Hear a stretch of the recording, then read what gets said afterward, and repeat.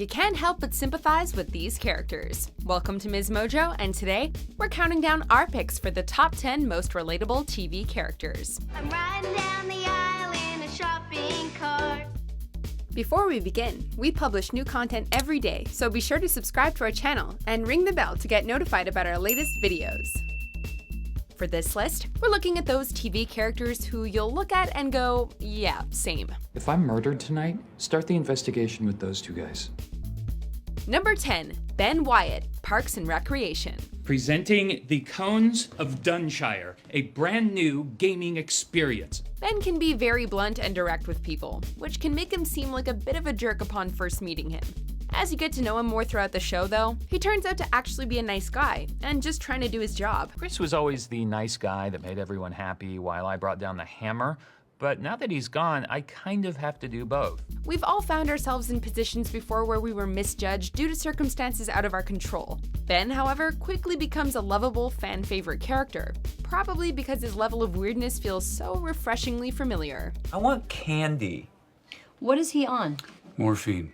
It's good stuff. Number 9, Larry David, Curb Your Enthusiasm. Sir, I'm sorry, this is for first-class passengers. I know, but Your ticket's for 11C, sir. I know, but nobody's sitting there. You give me like a personal upgrade and I can upgrade you and... Larry David plays a fictionalized version of himself, acting out dramatized versions of stories from his life, which is probably exactly what makes the character feel so real.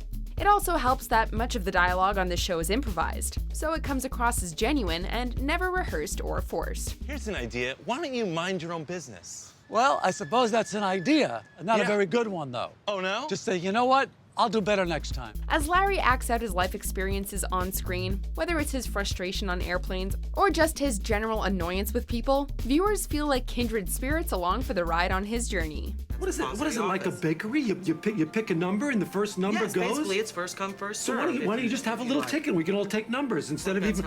Number 8, Amber Holt, Parenthood. I'm sorry, but I can't forget the fact that you didn't come to my birthdays when you promised that you would. Things are never perfect for Amber, but she always manages to make things work for her. She's often insecure, but she's tough, kind, and resilient. When she moves away from home, her apartment is kind of a dump, but she loves it and makes the most of it. When she gets pregnant, it's scary at first, but she leans on her family for help and guidance. Who hasn't felt just like Amber at some point? No matter what life throws at her, she just pulls through. She's so endearing, you just can't help but feel for her. Oh my god, I think I'm gonna throw up. I feel like I'm gonna throw up. I might throw up. Should I throw up? Maybe No, just breathe. Take a breath. Okay. Try. Oh my god, I'm stuffy. No, I'm too let's stuffy. breathe. No, breathe all the way.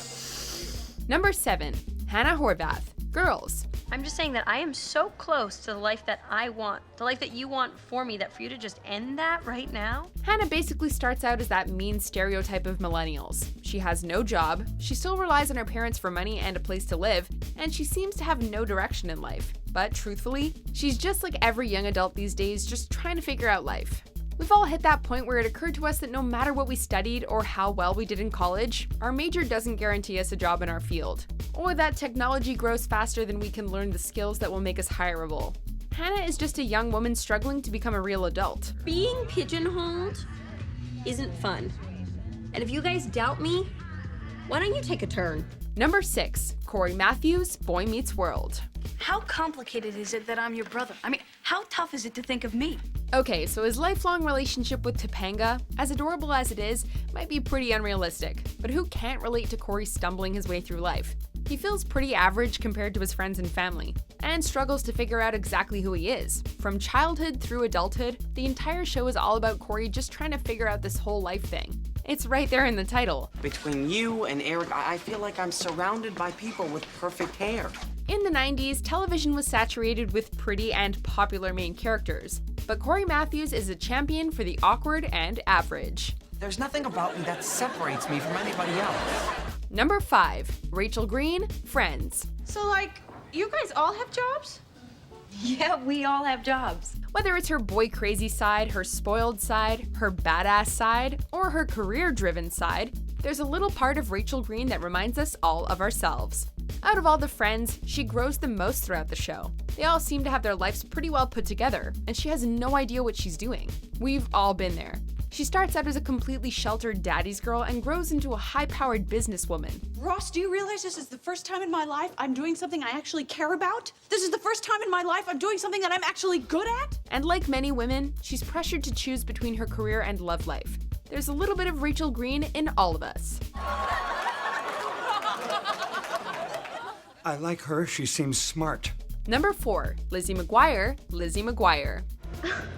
You touched me. Yeah, I wasn't finished talking to you. Lizzie McGuire is your basic every woman. She's not one of the popular kids, but she's not one of the losers. She has her best friends, and she has her bullies. 2 parents who try way too hard, and an annoying sibling. We're not gonna get anything back if we keep arguing, so we have to stop. Like, that's gonna happen. Her story reminds us all of what middle school was like. Her triumphs, her failures, and her awkwardness all feel so familiar. With the sort of lesson of the week type episodes, Lizzie learns about herself, about love, and about life as she grows up throughout the show. It's nice having another woman to talk about it with. Yeah, it's great. Number 3, Nick Miller, New Girl. What, Schmidt? Is someone playing a joke on me? Honestly, why is my towel still damp? Because it's not your towel. It's my towel, Schmidt. Nick is kind of a mess. He's a fully grown adult who's kind of lost in life, gets angry for seemingly no reason, and doesn't exactly like himself. But hey, having it all together is kind of overrated. We can't all be Schmidts. We've all had moments where we didn't feel so good about ourselves, or thought our lives were going nowhere, or just felt irrationally angry. We are all Nick Miller from time to time. But Nick Miller is proof that it's okay to feel like a mess sometimes. Wait, hey, don't say all that weird stuff and then just leave. Number 2, Elaine Benes, Seinfeld. What do you want? I want a decent sock that's comfortable, that'll stay on my foot! Elaine is highly intelligent, and yet spends much of the series struggling through mostly meaningless jobs. And she has dopey male friends who seem to fall ass backward into success. Every woman has felt like Elaine. Corn and crab chowder, mulligatawny. Mulligatawny. You're through, soup Nazi. Back it up. No more soup for you. These days, she's even looked at as a feminist icon for her representation of women breaking through the glass ceiling. And she has the occasional hilarious freakouts that mirror what goes on in all of our heads. Who could forget the time when she got stuck on the subway? It's ironic. What's ironic? This, that we've come all this way, we made all this progress, but, you know, we lost the little things, the niceties. No, I mean, what does ironic mean? Before we unveil our top pick, here are a few honorable mentions. If you get pulled over for speeding, tell the policeman your spouse has diarrhea.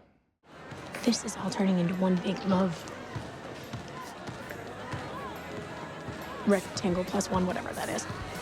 If all you want is to be needed, then congratulations. Got yourself a job for life with this joker. It's because you didn't have a strong father figure, isn't it? It's just fate, Mom. I'm the Slayer.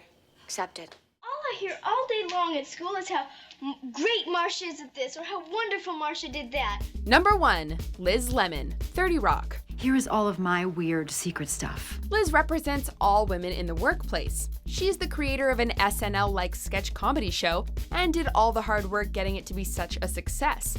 And yet she's stuck under the thumb of some egotistical male executive who just shows up and thinks he knows better than her. What, are you gonna guess my weight now?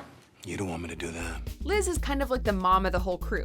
She's always taking care of everyone and holding everything together, while trying to juggle her own career and social life. Sound familiar? Working on my night cheese. Do you agree with our picks? Check out these other great clips from MsMojo, and be sure to subscribe and ring the bell to be notified about our latest videos.